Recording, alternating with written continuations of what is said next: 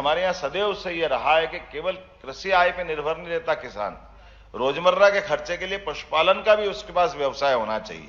और पशुपालन के व्यवसाय होने के नाते से माननीय मंत्री जी के साथ हम गुजरात भी गए थे, अमूल डेयरी वाले के साथ, सांची वालों को भी लेके बैठे, कैसे भी करके ये दूध का उत्पादन भी बढ़ाया जाए और उसके परचेस करने के बाद उसके उपयोग की लेकर के सरकार क्या प्रोत्साहन दे सकती है, इस पे भी काम कर रहे हैं आने वाले समय में। इसलिए अपनी गौशालाओं के बारे में आपका अच्छा सुझाव आया कि गौशाला की आय के साथ गौशाला अपने पैरों पे खड़ी होना चाहिए।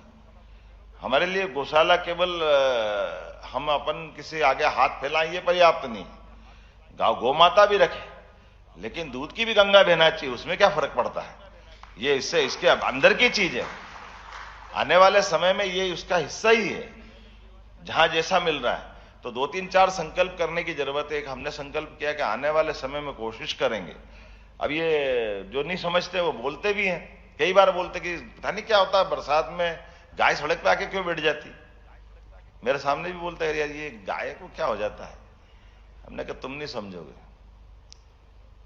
क्यों नहीं समझोगे? मैंने कहा बात इतनी है, बारिश में जब गीला हो जाता है खेतों के आसपास तो बैठने की, गाय को सूखे में बैठने की आदत रहती है, उसको सूखी जगह चाहिए।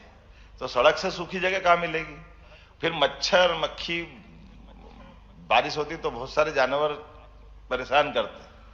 तो गौमाता हो या नंदी बाबा हो, या आके बैठते तो गाड़ियां निकलती तो पंखे का काम करती, उनके मक्खी मच्छर उड़ते रहते तो उनको मजा आता। उनको थोड़ी मालूम कि मरने के लिए बैठे। यह संवेदना समझने की जरूरत है, यह अंदर का भाव समझने की जरूरत है। वो अपने सुख के लिए बैठे। अब हमने प्रबंधन अगर नहीं किया तो वो ये अब घटना दुर्घटना होती। लेकिन ये बात सही कि सरकार की कठिनाई है, गाय माता पे चढ़ जाए तो वो भी अच्छा नहीं लगता और बाकी सरकार के लिए भी चुनौती रहती। तो हमने तय किया कि किसी हालत में अगली बरसात तक हम कोई सड़क पे कोई गौमाता को ऐसे फालतू नहीं बैठने दें। उसके लिए जो करना हो वो करेंगे।